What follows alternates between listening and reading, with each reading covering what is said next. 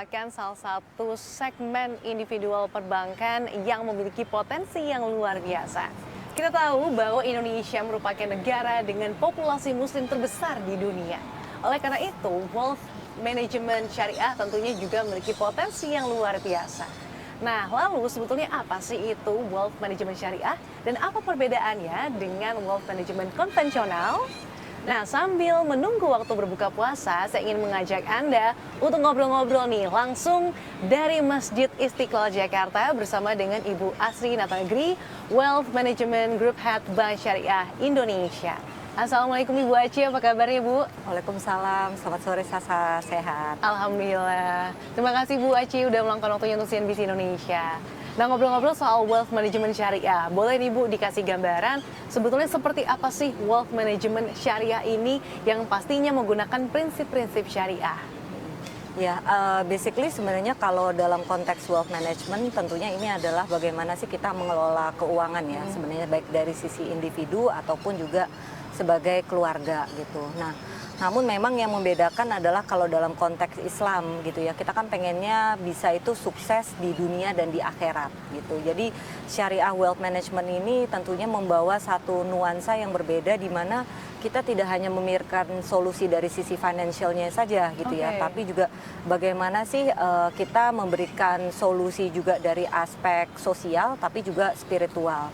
Nah, kebetulan memang dari sisi wealth management syariah ini kita mengenal ada 4 atau 5 pilar gitu ya. Jadi kita mulai di mana kalau perjalanan hidup itu biasanya Sasa kita mulai dengan bagaimana kita create wealth dulu gitu. Jadi mungkin kita menambahkan kayak aset rumah, aset mobil gitu ya. Terus juga mengumpulkan, mendapatkan penghasilan untuk supaya kita bisa berinvestasi gitu. Lalu dilanjutkan dengan wealth accumulation. Nah, wealth accumulation ini tentunya kita harus mulai bisa cerdas memilih juga gitu ya. Kira-kira instrumen apa sih yang cocok buat kita dari sisi toleransi resiko dan juga tujuan.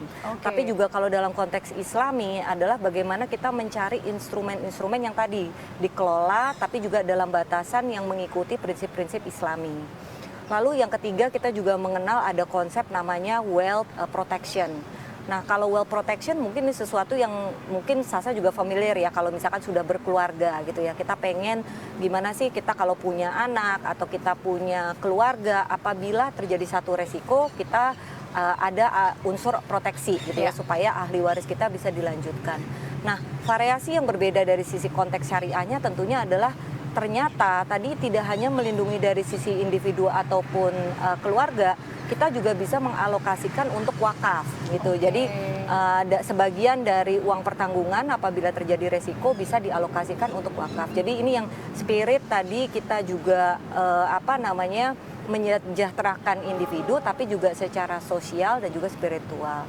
Lalu yang keempat adalah wealth purification. Nah, ini sesuatu pilar yang berbeda dengan konvensional karena ini adalah kemampuan kita untuk juga mengalokasikan sebagian dari hartanya kita untuk yang membutuhkan. Jadi tadi wealth purification, purification betul. Jadi tadi gimana kita bisa berbagi dengan sesama. Jadi tidak cuma well-beingnya kita tapi juga orang lain gitu. Dan itu diatur gitu melalui BSI tentunya nanti akan ada kayak konsultasi bagaimana sih kita berzakat yang baik, lalu harusnya dilakukan ke lasnas yang seperti apa sih gitu. Dan yang terakhir adalah wealth distribution. Kalau wealth distribution kita berdiskusi terkait dengan bagaimana sih kita mengatur tadi habis dari aspek proteksi, kita bisa transfer aset kan ke keluarga gitu ya, tapi juga mengikuti syariat-syariat Islam yang baik gitu. Karena banyak sekali konteks wealth distribution apabila perencanaan itu tidak dilakukan dengan baik, ini berakibat menjadi kondisi mungkin hubungan dengan keluarga juga bisa jadi tidak baik gitu. Jadi prinsip tadi syariah wealth management ini membawa kita cerdas terkait dengan finansial, secara sosial juga, secara spiritual, dan ini tidak hanya mempersiapkan kita di aspek duniawi, tapi juga bagaimana nanti dengan hubungan kita di akhirat nanti. Oke, jadi melalui 5 pilar tadi dari wealth management syariah, ini tidak hanya memberikan kita tujuan finansial yang baik gitu ya Bu, tapi dari aspek sosial dan juga spiritualitas ini juga dipikirkan dari 5 pilar ini. Betul. Tapi kalau melihat perkembangannya Bu, seperti apa sih perkembangan wealth management syariah di Indonesia? Karena kita tahu Indonesia kan merupakan negara muslim terbesar di dunia Bu Aci. Iya. Dari sisi perkembangan memang kita sebagai largest population muslim ya di Indonesia, 90% itu adalah muslim. Memang saat ini mungkin pengenalan terkait dengan instrumen syariah ini baru literasinya tuh dilakukan lebih agresif dalam 2 tahun terakhir. Gitu ya. Jadi memang market share terkait dengan syariah dibandingkan dengan konvensional ini masih di batasan sekitar 10% gitu ya. Tergantung dari apakah ini industri perbankan atau industri asuransi ataupun juga pasar modal gitu. Kalau pasar modal kebetulan memang lebih banyak gitu. Namun kita melihat ini sebagai satu peluang gitu ya Sasa ya, untuk kita bisa lebih memperluas gitu ya awareness, karena sekarang wealth management syariah dengan hadirnya pemain ataupun pelaku syariah ya gitu dari perbankan ataupun asuransi ataupun juga dari pasar modal, ini ikut menyemarakkan produk-produk yang bisa menjadi alternatif buat investor di luar. Gitu. Oke, jadi sangat besar juga room for growth-nya begitu ya, dengan melihat peluang yang ada saat ini yang belum dikatakan belum terakses dengan maksimal Bu ya. Nah tapi kalau dari segi produk-produk nih, seperti apa sih produk-produk yang ada dari wealth management syariah ini? Ya. Baik, dari sisi produk sebenarnya mungkin sudah cukup kompetitif gitu ya. Sekarang kayak kalau tergantung dari sisi toleransi nasabah ataupun juga tujuan investasi nasabah gitu. Kita memiliki ada beberapa produk seperti mungkin mulai dari yang konservatif gitu ya. Kita juga ada emas gitu ya. Tadi mungkin sudah sempat disinggung juga bahwa BSI sekarang sudah memiliki di BSI Mobile-nya cicil emas, gadai emas gitu. Ini menjadi salah satu instrumen dasar yang mungkin bisa di-consider oleh investor. Lalu yang kedua kita berangkat sukuk negara gitu ya, sukuk negara atau sukuk korporasi. Ini merupakan salah satu produk yang juga banyak diminati gitu, karena dari sisi produk itu kurang lebih similar dengan tipikal produk yang memberikan cash flow gitu ya. Tapi juga tadi yang saya highlight bahwa tidak hanya dari aspek finansial atau cuan dari sisi kuponnya gitu ya, tapi juga dia dapat juga membantu diinvestasikan ke dalam proyek-proyek negara gitu, kayak misalkan tadi dijadikan jembatan, dijadikan supporting infrastruktur seperti sekolah ya, gitu. Iya, jadi tadi kelegaan dari sisi investor itu tidak hanya bahwa ini berinvestasi untuk keuntungan saja gitu, tapi juga ini juga membantu sesama juga gitu. Lalu berangkat lagi yang lebih tadi agresif, mungkin ada reksadana ataupun saham. Tapi juga perbedaan dengan antara konvensional dengan syariah tentunya adalah kemampuan kita untuk memfilter perusahaan-perusahaan yang menghindari prinsip-prinsip syariah yang seperti menghindari riba gitu ya. Jadi fokusnya lebih ke mungkin ke consumer goods gitu. Jadi kita tetap dalam pakem syariat Islam yang sesuai dengan prinsip syariah lah gitu. Nah lalu yang terakhir mungkin adalah produk seperti kayak asuransi gitu ya. Tadi juga saya udah highlight bahwa kita tidak hanya memikirkan tadi untuk calon ahli waris, tapi juga kita berpikir bagaimana sih nanti kalau misalkan ternyata ada resiko amit-amit ya meninggal gitu ya. Ini juga kita provide dengan layanan duka yang Islam gitu. Jadi kita bantuin nanti misalkan bagaimana sih kita melakukan pemulazaran tapi secara Islam, dipanggilkan ustadznya. Lalu juga kita juga ada ambulans dan juga mungkin makamnya pun juga harus sangat kita lengkap atur ya, Bu, gitu, ya. betul. Jadi differentiator yang seperti inilah yang mungkin akan menjadi nuansa baru buat investor bisa cerdas memilih gitu. Apakah memang cukup dengan yang conventional solution atau memang mencari satu solusi yang memang juga tadi bisa menenangkan dari aspek finansial, spiritual ataupun sosial. Oke, nah dari beragam alternatif produk-produk dari wealth management syariah tadi ada reksadana, cicil emas, kemudian ada sukuk. Ini produk mana nih yang paling banyak diminati? Saat ini saya rasa minatnya sangat tinggi di sukuk ya gitu ya, karena tadi tipikal investor dari syariah juga ini merupakan investor yang baru belajar juga gitu ya gitu.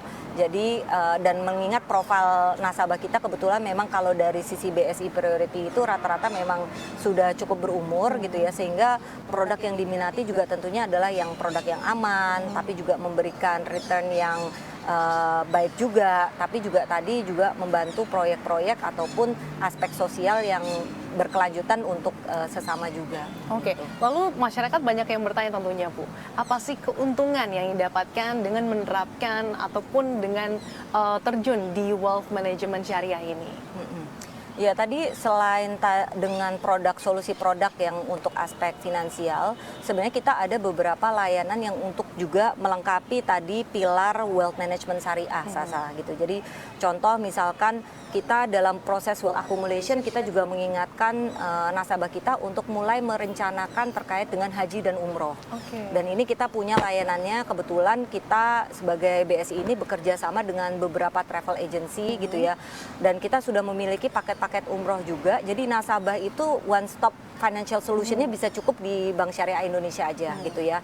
Tadi haji umroh, lalu mulai dari tadi tidak hanya paket umrohnya, tapi juga dari aspek bagaimana sih kalau saya mau merencanakan, karena kan kalau mau persiapan haji itu butuh waktu nih gitu ya, harus booking dulu pendaftar 5 tahun, dan lalu butuh bertahun-tahun malah gitu, menunggu juga untuk pelunasannya sambil keberangkatan itu seperti apa. Nah, ada bagian servis yang kami bantu juga untuk memfasilitasi agar tadi salah satu rukun Islam itu bisa dibantu juga melalui Bank Syariah Indonesia. Itu salah satu contohnya.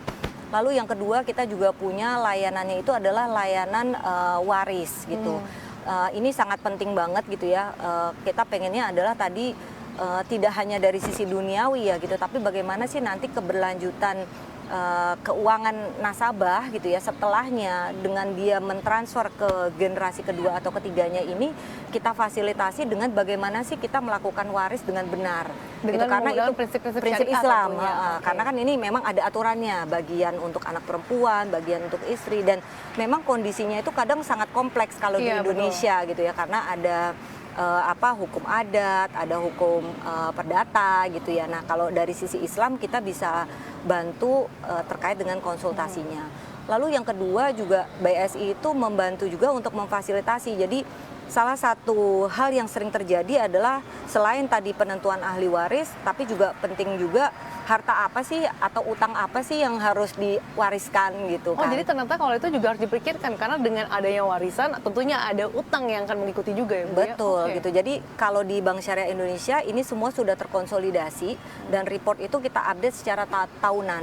Karena kadang kan pasti kalau namanya kekayaan itu kan bertumbuh atau berkurang ya gitu. Jadi jangan sampai nanti list asetnya dengan pada saat dilakukan eksekusi warisnya ternyata hartanya sudah ada, tidak ada, atau utangnya sudah bertambah gitu. Nah, hal-hal yang seperti itu tuh kita fasilitasi melalui capability kita dalam melakukan layanan waris gitu. Nah, jadi aspek-aspek itu yang menurut saya akan melengkapi dan membedakan ya dengan konsep wealth management yang ada di Indonesia. Oke, nah selain yang tadi sudah Ibu Aci jelaskan, gimana nih Bu cara untuk memilih perusahaan yang tepat tapi yang sesuai dengan prinsip manajemen wealth syariah ini? Iya. Memang Sasa kadang kalau namanya investor awam atau permula ya gitu ya, kadang kita memilih itu bingung juga ya gitu, karena syariah ini kadang menggunakan istilah-istilah yang tidak common juga gitu, ataupun akad-akad. Tapi sebenarnya prinsipnya adalah prinsip Islam itu melalui akad-akadnya itu berusaha untuk memberikan transparansi, spirit yang lebih adil gitu ya, dan yang ketiga menghindarkan juga dari ketidakjelasan gitu. Jadi sebenarnya dari sisi perusahaannya, baik dari sisi misalkan perusahaan BSI gitu, kita sudah memfilter misalkan partner yang akan kita libatkan siapa, sudah cocok gak dari sisi keislamannya. Lalu yang kedua produk-produknya pun juga kita filter gitu. Ini kalau khusus untuk produk syariah itu harus mendapatkan tidak hanya persetujuan dari OJK tapi juga dari Dewan Syariah gitu. Jadi ada step tambahan gitu ya. Jadi pengawasan dan juga persetujuan terkait dengan produk ini dilakukan 2 layer gitu. Nah, sehingga pada saat nasabah sebenarnya kalau mau sudah mengconsider untuk mencari ataupun melakukan wealth management syariah, memang harus menggandeng partner perusahaan yang tepat juga gitu, karena mereka akan membantu mempermudah hidup kita tadi ya gitu dalam proses seleksi ataupun ini. Jadi kebebasan kita pada saat tadi sudah melakukan ini, fokusnya lebih tidak hanya dari produknya tapi lebih ke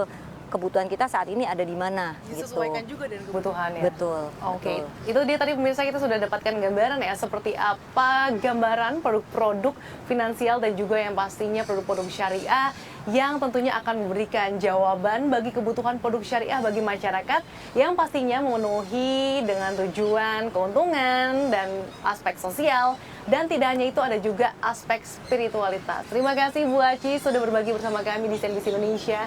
Sehat dan sukses selalu untuk Anda. Thank you Sasa.